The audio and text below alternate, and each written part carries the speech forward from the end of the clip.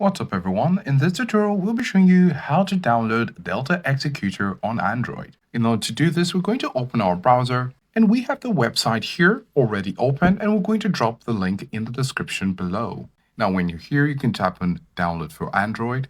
Now when you tap on the download option, you might be taken to another tab. Just make sure you go to your tabs and go back to the original tab. And then you're going to find it right here. And here you can see Delta, you're going to tap on download. Now you might receive this message, go ahead and tap on download anyway, and here you're going to see the app downloading.